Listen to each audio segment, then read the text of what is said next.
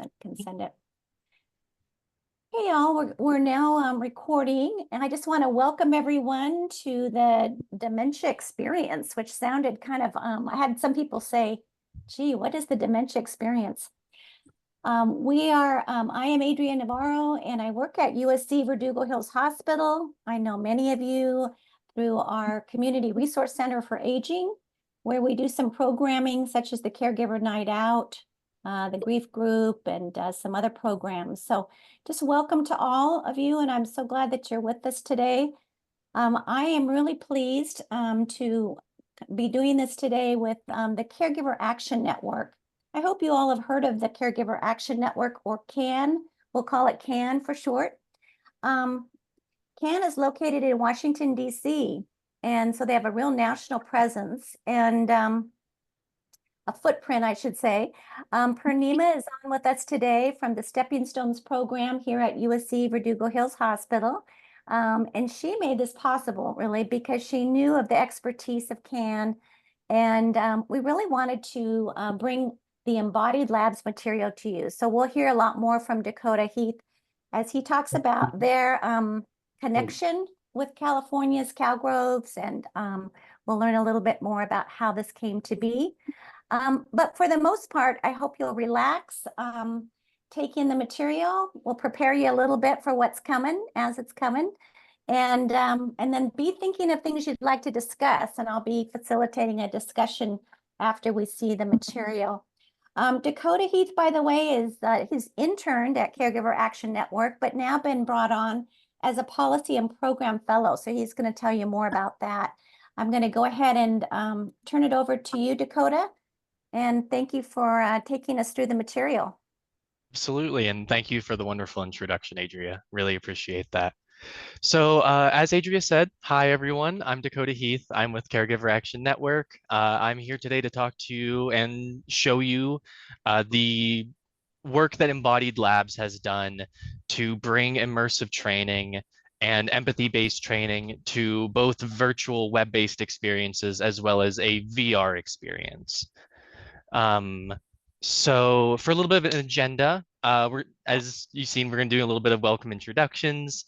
We're going to have a little bit of a program overview to give you some ideas of what we're doing here today. Then, hang on. And then we're going to jump right into.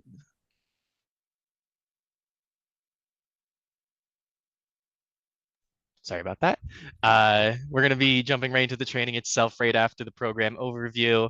And then kind of just talk about the impacts of the training itself as well, along with some Q&A in case you have any questions that you would like answered, and then moving on to some further announcements and closing. So I already gave a little bit of an introduction to myself, but again, I'm Dakota Heath, John Shaw Policy and Programs Fellow. I focus primarily on policy as it affects caregivers, as well as helping to formulate programs that we can get to caregivers to help benefit them in some way, such as what we're doing today with you guys. And for a little bit about Caregiver Action Network, Caregiver Action Network is the nation's leading family caregiver organization. We work to improve the quality of lives for tens of millions of family caregivers in America. These Americans care for loved ones with chronic conditions, disabilities, or diseases.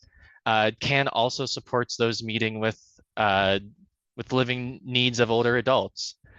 We focus on creating resourceful caregivers, creating respect for family caregivers, reducing caregiver stress, and creating capable caregivers. I just wanted to give you some additional resources before we jump into this. And I know that Michelle was asking about some additional resources. So our Caregiver Help Desk is a cost-free option for anyone who feel like they might have a question related to caregiving. It is available at any time. It is, as I said, a live support option, cost-free, and it is not an emergency number. I will say this, so please, if you have an emergency, contact the proper individuals. But this is a great stepping stone for anyone who has any questions or just feels like they might be stuck in a certain place in their caregiving journey. We recently went to the Hill and we're sharing embodied labs with different congressmen and congresswomen, such as Mike Levin, Doris Matsu, and others. We primarily were focusing on California-based Congress people, so these names might sound familiar to you. So moving on to a little bit of what we're going to get into in the program. We're hoping that with this training, you'll be able to gain some insights into why people living with dementia engage with the world around them in the ways that are sometimes hard to understand for individuals who aren't in their minds or seeing things the way they see. Ideas for how to engage meaningfully, even joyfully, with your loved ones living with dementia, what we can do to better fulfill their lives as well as our own. Strategies for how to navigate safely and more smoothly through some of the most challenging caregiving situations. I'm sure that all of us have been in situations that have been extremely challenging, and I'm sure that it's been hard finding those ways out of that. So hopefully today we can figure out some way to make those a little bit easier on you. And for California residents, we are giving a no-cost access to this immersive training. I'm going to be putting a link into the chat now. With that link, you should be able to register for Embodied Labs and have access to all of the trainings that are made available through CalGrows. Cost-free, so you can use them as much as you want. You can share the link with as many people as you want. That would all be wonderful in the essence of spreading this education. And Dakota, I'll keep that handy. If anyone can't get it out of the chat for some reason, just email me and I'll get that for you. Yeah. Thank you, Adria. I really appreciate that. Sure. So we're going to now move on to the actual training itself. We're going to be taking you through 4 different videos today, as Adria said. They're going to be focusing on Beatriz. Beatriz is a middle-aged woman who is, as we see in this first video, is starting to notice the beginning signs of Alzheimer's. And as we take through this journey, we'll notice these signs progressively getting stronger and stronger and moving into different forms of symptoms or things that may be happening within her mind. Now, I did want to say that while these modules and these trainings were done with professionals and they were taken from people who have these lived experiences, not everyone's experience is going to be the same. And we completely recognize that. We hope that in some way there's something you can garner from this, but we understand that everyone's experiences are different, and there may be something that your loved one doesn't experience, and completely understandable. But before we begin this experience, I just wanted to let you know that you'll be embodying a character, and at times their sight or hearing may be affected by their condition. This is completely intentional. This is not a problem with your video or your computer. This is something that we believe and Embodied Labs believes is a accurate representation of how an individual with Alzheimer's is seeing and hearing the world. So Dakota, I get you on a pause there. We did have one comment that somebody would like to make. Is it Dr. Woods? Yes. Woods? Hi, Adria. Yeah, hi. Hi, good to see you. I hear you. This is sort of my background and research area, but my question, because you said this woman was middle-aged, and so my question would be, is instead of saying early stage, my preference and probably more accurate would be early onset, because early onset. Yes. If she's middle-aged, it's not early stage, it's early onset. Okay. I apologize. Yes, I apologize. No need to apologize, Dakota. So what I just want to make that comment, because especially also for points of education, it would be kind of important. Yeah, no, that's helpful. This Embodied Labs company is the one that has put these together with some clinical input, and I had some comments too. So we'll keep notes and we'll Anyway, give but them thank you. feedback. Yeah, thank you. Yeah. for No, reading. that's good. Thank you. Because generally speaking, just as a early onset has to do with is genetically linked. Later onset is not particularly, and so that's kind of one of the major differences. So Okay. if this is a middle-aged woman, then that's going to make some differences. That's all. Okay, I really appreciate the feedback on that actually. So as I said, we're going to be heading into module 1 with the early stages of Alzheimer's. You'll be experiencing sensory and expressive changes and family dynamics surrounding functional changes of Beatrice.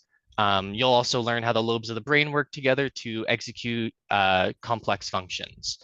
Hopefully you'll be able to learn about early indications of cognitive changes associated with dementia, challenges associated with visual and auditory distortion, and strategies for successful communication and independence preservation. So as I said, you'll be embodying Beatrice Rogers.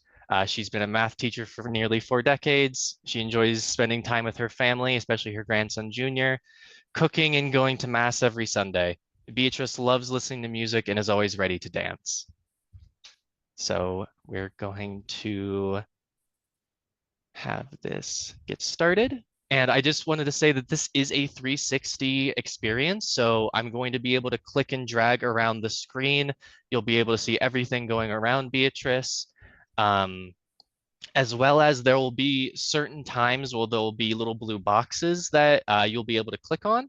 These little blue boxes give you a little bit more context about the situation, a little bit more information about what's going on, or may give you a helpful tip about something in the situation that may be an indication of Alzheimer's or dementia, or something you should maybe notice. So you'll be clicking for us, right? Since we Yes. don't have access Yes. today. Absolutely. So just try to feel the material, and then we'll have a discussion after all 4. Thanks. Hi, Beatrice. I know we've known each other our whole lives, but let me formally introduce myself. I am your brain. There have been some changes happening to me that I need you to understand, but I think it will make the most sense if first I tell you about how I work. I'm made up of 4 pairs of lobes: the frontal lobes, temporal lobes, parietal lobes, and occipital lobes. I also have a cerebellum and a brainstem. I use all of these structures to help you function in 5 different ways: paying attention, remembering things, completing tasks, communicating with others, and knowing where we are in space. When we solve problems, different parts of the brain are used. See for yourself when you complete this math equation. Take your time. I'll be here by your side. This is an instance of the interactivity. It's just having us do a simple math problem here, but it's just a small touch of showing what can be done.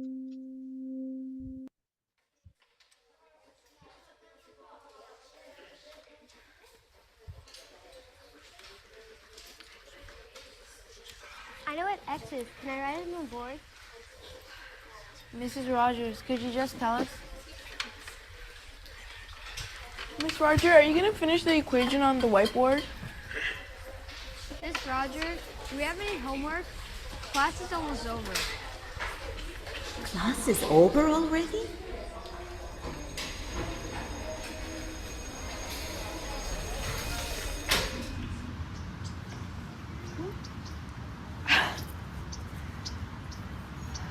Grandson's getting big.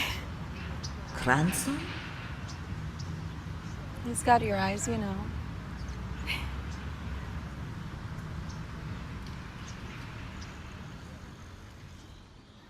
Mom, can you watch him, please?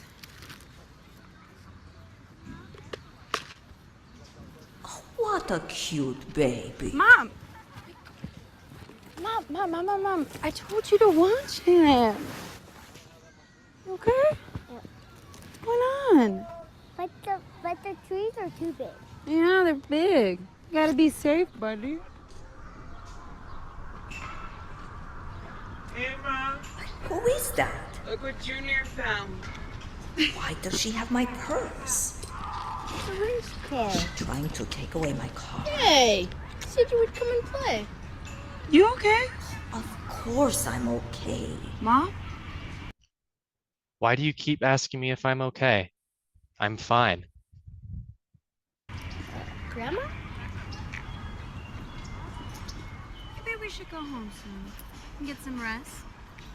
Maybe you're coming down with something. See, this is one of those little blue boxes I was talking about. It came up during the video, and it is describing how people experience early onset Alzheimer's disease often experience increased paranoia and anxiety.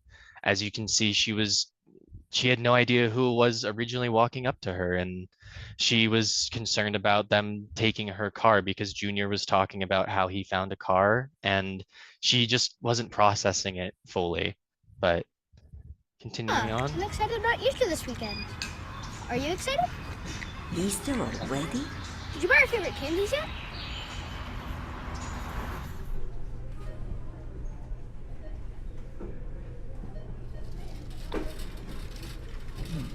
Only one more thing. What thing?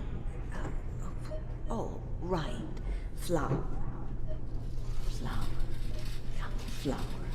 Flower. What was I looking for?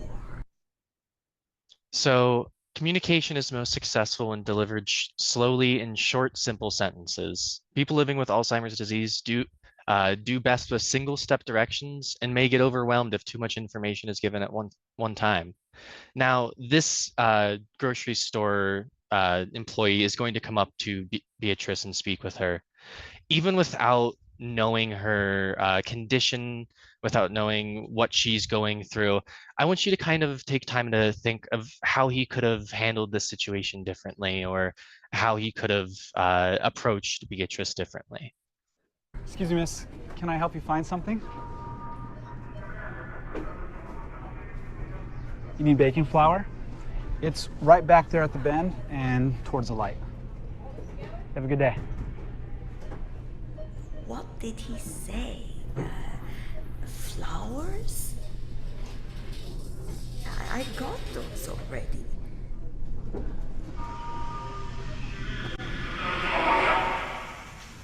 Hi, Mom. We're here. Hi, Grandma. Hey, what are you still doing in your PJs? Are you not leaving, Mom? I don't come earlier if I knew. You what? Hey, Junior, could you please come in here? Could you wipe up the counters for me? And Mom, if you finish cutting those potatoes, I'll take care of everything else. Did Grandma make her cake this time? It's Easter. Thanks, so sweetheart. Okay. Merry Easter! Hey! Oh, it's Easter? How are you? What's up, buddy? How you doing? Oh, you can't get up anymore. Hey, baby, Joe. how you doing? Good. Oh, man, it's a mess in here. Must be mom's on her cooking here. What's she talking about? We kissed you at church this morning. What's she doing still in her PJs? I think she's under the weather today. I keep telling her to get dressed, but she's focused on cutting those potatoes. We don't want any. Hello. How are you? Yeah. Who's this beautiful lady you guys going to? How you doing?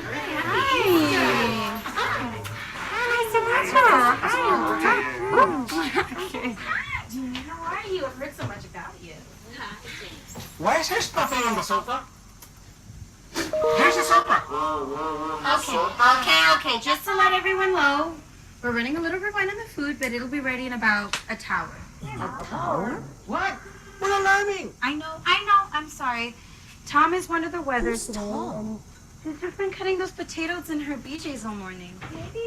Why are these people here? But she always gets so dressed up for these things. Why am I the eggs in Easter? So finding things in a particular place may be an indication of early stage Alzheimer's disease. And as you can see, one of her sons found eggs in the freezer, and typically that's not the first place you would think of to look for eggs.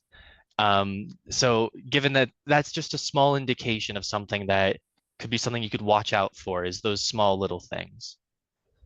Grandma didn't make a pound cake. Mommy forgot to rake the cake? I can cake it. Where's the flour? This is small share chef. We'll have to have cake. Couple get done.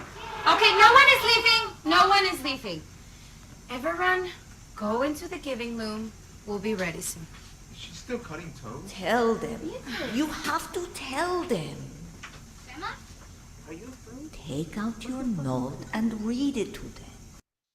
My brain isn't running as fast as it used to. It's like there's something missing. I'm mixed up.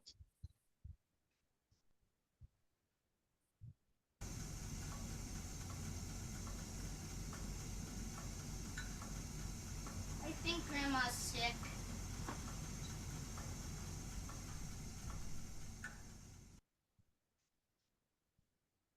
So that was just part one of the Beatrice lab. And while we move on to the second part, I want you to kind of think about, especially that last scene is very impactful for me, because I feel as if it gives you this feeling of these people aren't talking with her, talking to her. They're more so talking around her and not feeling like she's actually there. And I feel like one of the things that that really stuck with me is just they aren't recognizing her being there, and that I'm curious of your guys' reactions to that whenever we get to the discussion. But I'm going to take you now to another section of the module.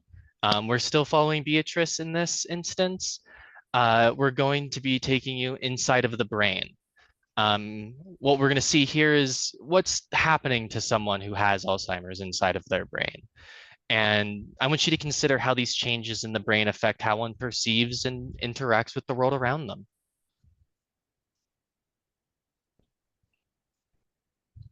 Gonna get it started here.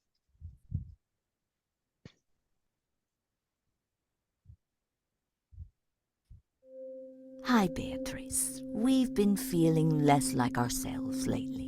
It was hard telling our family last year about being sick. After that, the doctor diagnosed me with stage 3 Alzheimer's disease. Since then, I've progressed to stage 4. Now I have even more difficulty paying attention, remembering things, and carrying out tasks. This is because our neurons, the cells responsible for transmitting messages throughout the brain, are struggling to communicate with each other. If you are interested, you can learn more about neurons and what is happening in our brain. We have over 100 billion neurons that communicate by sending signals from one cell to another. Neurons create, send, and receive communication signals using neurotransmitters. In a healthy brain, the accumulation of neurotransmitters in one neuron will initiate an electric signal to tell the next neuron to release more neurotransmitters. Neurons use this process to send messages throughout the brain. Alzheimer's disease causes the brain to make substances that physically disrupt the neuron's ability to communicate. One substance is amyloid plaque, which develops when small fragments of abnormal proteins clump together to slow down or even block the passage of neurotransmitters. Another substance called tau protein further disrupts communication from within the neuron. Normally, tau proteins hold together a neuron's inner railroad track that lets it send messages to other neurons. In Alzheimer's disease, tau proteins break off the track and stick to each other instead. Eventually, affected neurons shrivel into tau tangles, breaking the connections between remaining healthy neurons. The buildup of harmful plaques and tangles slows down and interrupts the communication signals that I try to send. As neurons lose function and die, it becomes harder and harder to understand the world around me.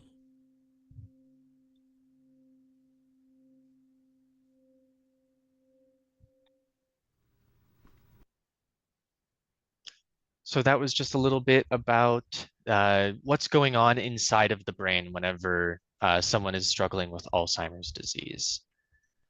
So next we're going to be talking a little bit about sundowning. We're still following Beatrice in this instance. So in this scene, you'll experience what's commonly known as sundowning. Sundowning is a change in mood or behavior that approximately 20% of people living with dementia experience in the late afternoon / early evening. This can be triggered by low light, boredom, pain, stress, social isolation, or sleep problems. Common signs of sundowning include anxiety and paranoia, restlessness / pacing, agitation, fear, crying, and wanting to leave or saying, I want to go home. As we go through this, you'll notice Beatrice is starting in a dark room, and that's kind of what triggers this, along with the sound of someone trying to enter her home, which is extremely terrifying from her perspective.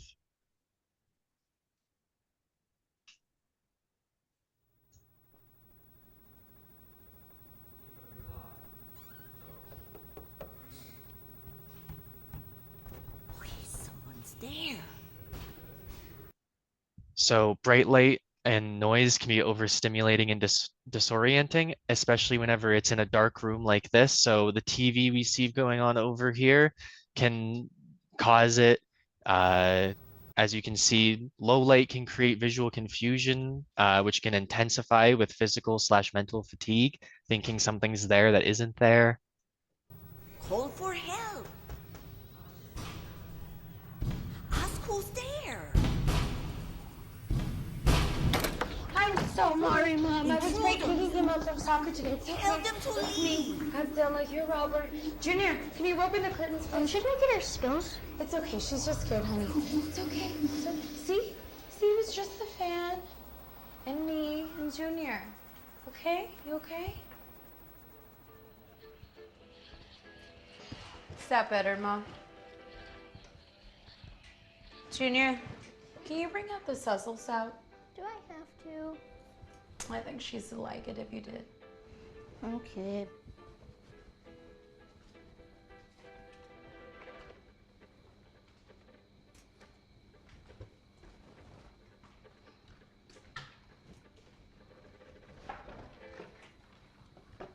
Look, Grandma, it's a cow. Hey, I heard this in class the other day, and I thought about you. Now, how did it go? Oh, yeah. What's a bird's favorite type of math? Algebra. Get it? So that, as I said, that was an example of sundowning that Beatrice saw herself through. And obviously, whenever we talk about the discussions and everything, I want to point out on what did you notice about this? But as you saw, it was just Beatrice's family. It was just Beatrice's daughter and her grandson trying to make sure she was okay. But due to her conditions around her, it led her to believe that someone was breaking in and being an intruder was planning on breaking into her home. Some strategies that we can use to reduce sundowning: remain calm and check for unmet needs, whether that be hunger, thirst, pain, bathroom needs, sleep. Keep lighting consistent. This will help reduce glares and shadows. Plan quiet activities for early evenings, such as sorting, folding puzzles, play their favorite music or movie, or even assisting with meal preparation. Just think little activities to keep them engaged in the early evenings, or even offer a snack and drink late afternoon to help support hydration and keep their blood sugar stable. So we are going to be moving on to the care planning section. So this is going to be following Beatrice again still. And in this scene, you'll be taking part in a care planning meeting with your family and a home health nurse. With mid-stage Alzheimer's disease, you now require more support and supervision to remain safely at home.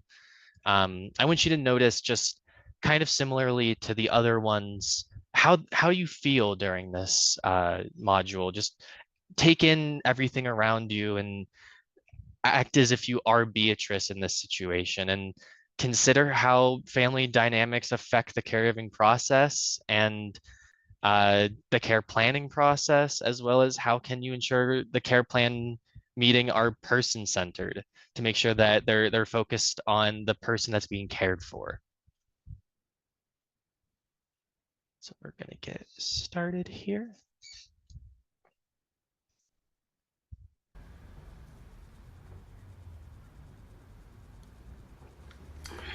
Camila, how are you feeling?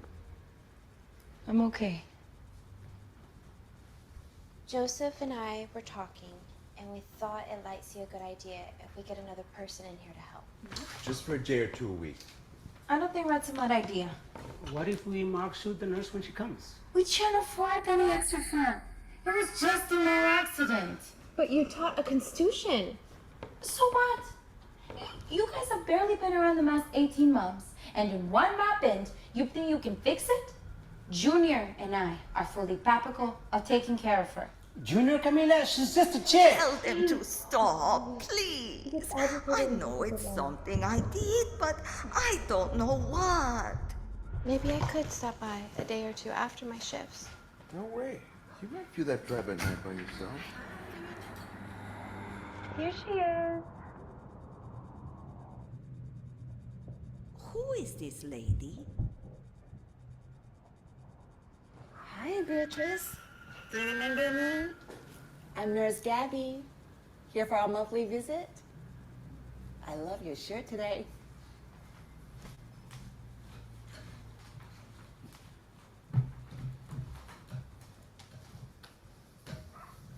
So, Beatrice, how have you been doing this month? She's good. She's good. She has trouble cooking and cleaning, but we take care of that. And she forgets a lot, but she seems that she's sleeping well, and she seems rested in the morning. Gabby, I have to tell you, Camila met an SRN yesterday in the bathroom. Thank you. And she's smothering her bowel congestion and has a cut on her hair she's shivering up. Hey, why don't you mind your own business and mind my ring to think you're yelping, huh? Excuse me? I don't understand. Do what I agree. Okay, just have a seat. I'm sorry to hear that this happened. We need to get Camila some help. She's the only Punky here regularly to take care of her. I see. So, from what I can learn about the current situation, these are your options. There is a local adult daycare center about 3 miles from here. Daycare? Really?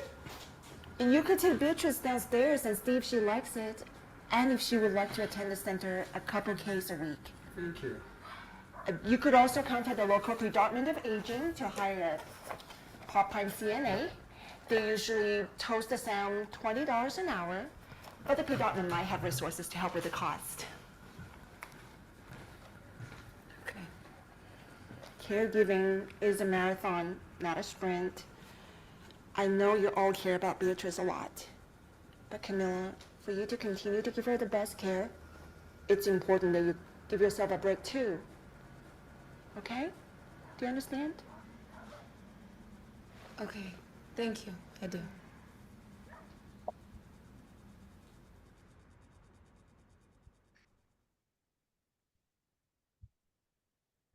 So as you saw, I got very heated. I got very emotional among the family. But I guess I just wanted to touch on what is a centered person approach. Some examples being to resist asking, remember. This may cause anxiety or embarrassment and cause the person to withdraw. in case they don't remember what you're talking about. It may embarrass them, which could lead to agitation. Include your loved one in the conversation. Ask for their input and talk to them, not about them. If you notice during that, no one asked for Beatrice's input. No one spoke to her. They were all talking around her. Prioritize personhood. What makes that individual special? This includes likes/dislikes, foods, hobbies, social settings, their identity as a parent, spouse, sibling, their occupation, special interests or talents, such as Beatrice's career as a teacher, time of wake/sleep. All of these things are what doing a person-centered approach around something like this really centers around. So I'm going to end that experience. And with that being said, we're going to move into the discussion. So as of right now, I just kind of wanted to get some of your comments, have a conversation around this. Is there anything that you guys noticed during the modules or trainings? Was there anything that stood out to you? Is there anything that you feel like you learned? Willing to hear anything from you guys. So I'm going to go ahead and pause the recording for right now. We probably want to capture some of the ending. As Adrienne said, we're going to be wrapping up here. So thank you so much for attending our little webinar that we had. Y'all were excellent, excellent, excellent. Here is some more information about us. There's our website, our phone number is there, along with an email at our info@ email address. I actually monitor that email address, so it won't be sent off to some inbox to be never heard of from again. I will be there to look at it. So no worries there. There's our Facebook there also. We also have a Facebook group that is dedicated to caregivers. It is a private Facebook group where it's more of a safe space for people to talk about their troubles or anything that may be happening within their journey at the moment. I can drop a link in the chat to that. A lot of people have used it as just a way to feel that peer-to-peer connection with their fellow caregivers. So let me grab that for you. Share. Purnima, are you still with us? Let's see. Yes, I am. Oh, wonderful. I was just going to have you participate here. Would you like to say a couple of words, because you kind of made this all happen, and I know Absolutely. You No, I are just such want a to part say of the connection.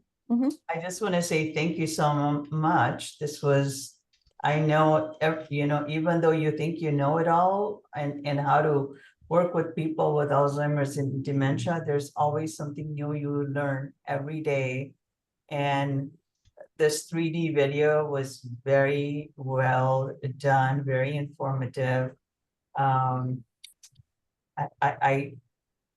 think one has to be a pro into learning how to walk the walk with people with Alzheimer's. And I'd like to see more videos of how we all can learn how to accept and walk in their shoes. Because as caregiver, there is caregiver burnout, and then it's a whole different social dynamic in the family. So hopefully we can continue these valuable conversations. And let me just give context. Purnima does the community outreach here at USC Verdugo Hills Hospital for the Stepping Stones program, which is the geropsychiatric programs we have, both inpatient and intensive outpatient program. And so we're really lucky to, address mental health for older adults, as well as community resources that people might need. And then such wonderful, rich partners like Caregiver Action Network. Any parting words anybody has as we wrap up? All right. Dakota, anything you'd like to end on? You might have announcements or things I might have cut off. There's There a might have question been from one Michelle. question. Yeah. Michelle, do you have a question? You're Think there's- muted right now, sorry. Ah, Michelle's muted. We can't. oh, let me see. I can find you, Michelle. There you are. Asked to unmute. Let's see. Does that help? There you Okay. go. No, I just wanted to say there's a lot of value in this, but the most valuable thing that I'm taking from it today is the frustration and the sadness that I felt with all of these people talking around her, about her, and at her, and as if she were 5. And I know there's moments of clarity in the midst of the dementia. So I, as a caregiver, am going to be more conscious of making sure that I'm bringing her into the conversation, even for that moment, even though it might not mean anything to her, because that made me feel very sad for Beatriz and for my mother and anyone else, because life is now happening at them rather than them being a living person. There's still a capability, be it emotional or whatever, happening in there. And it just made me feel bad. So I'm taking that with me, that I'm not talking at, I'm still talking to someone, even if it's not computing normally. That's all. That's Thank you. beautiful. Actually, Yeah. that makes it all worthwhile for us to be here today, Absolutely. Michelle. That's exactly what I think the hope is, that by feeling this, it actually is a little stronger, isn't it? It kind of sinks in a little bit more. So thank you Yes. for your comments. And Dakota, thank you for bringing this to us. Absolutely. And I want to thank you all for having me. I appreciate your time so much. You all have been wonderful, super interactive, and kind of ask for a better group. Thank you, Dakota. Yeah, it's a good group. All right, all. Well, we'll let you go. And if Thank anybody you. has anything they need, I'll stay on for a little bit. Thank you, and have a great rest of the week. Thank you, everyone. Thank you. Sending hearts to everybody. I do Thank have a question. Thank you, Adria. Thank you, Farina. Thank Thanks, you, Dakota. Dakota. Thank you. Yes, you had a question? Yeah, I was just wondering, are there any caregiver support groups via Zoom that I might be able to find? Because I'm in Facebook chat support groups, and it's not the same thing as being able to do this. This Oh, was yeah. totally different. We had some wonderful people on today from some of the organizations like USC Family Support Center. We also have, there's UCLA has the Dementia Care Center, and Alzheimer's Los Angeles is generally who we partner with when it comes to these kind of groups. They are nonprofits, so they don't charge anything and make things very accessible. So feel free to, do you want to email me and I can send you a couple of options? Okay. Please. So, and that again makes me feel like it's all worthwhile, because we're here as a conduit, as a resource center to link people to what's available in the community. So I'm so glad you asked. It's great. I appreciate it. Yeah. Who is that? Libby. Oh, Libby's on mute. Yeah, there you go. I just wanted to advocate with the Alzheimer's LA. Not only is there support groups, their training is amazing. I would have been lost without Alzheimer's LA. Oh, okay. Yeah, wonderful. Yeah, we all get our sort of our friends, right? People that, when you go through these difficult times, and then you get that support, it really, really is, you bond, basically. Thanks, Mary. I'm so glad you liked it. I know it was different than what you'd done before. Hope it was powerful. Yeah. Adria, it's Lynn. Yes. Thanks so much. I have to go to an occupational therapy session right now, but is it possible for me to call you around about 2:45 or so? Is that possible? Yeah, that'd be great. I realize I Okay. should have stopped the recording too. I'm going to stop recording. Thank you. Thanks a lot. Thank you. Okay. Talk to